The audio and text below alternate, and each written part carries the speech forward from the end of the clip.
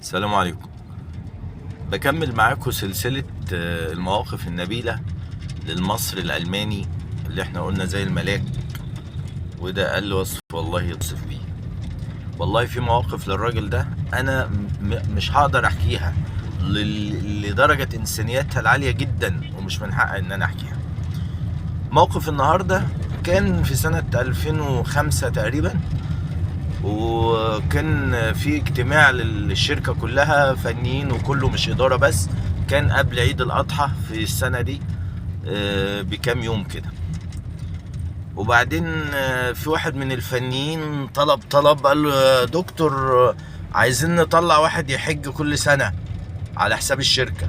قال له مفيش أي مانع، بس ده تنفيذه يعني انتوا حوالي 350 واحد في الشركة، لو حبينا نطلع كل سنة واحد قدامنا 350 سنة علشان الناس كلها تطلع تحج.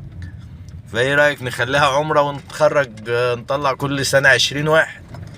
فالناس كلها رحبت بالفكرة، وفورا تم تنفيذ الاقتراح.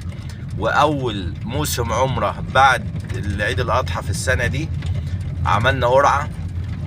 وطبعا بالمناسبة اقول لكم ان كان في دكتور من جامعة الازهر بيجي لنا ساعة في الاسبوع، كل يوم تلات بيجي لنا لمدة ساعة في المسجد بتاع الشركة في الروف، يدينا حديث في الدين لمدة ساعة تقريبا. فالشيخ عادل ده ربنا يا رب يبارك له ويديله الصحة، هو كان يعني فاقد جزئي للبصر يعني، وجه وهو اللي كان بيتمم القرعة ونختار 20.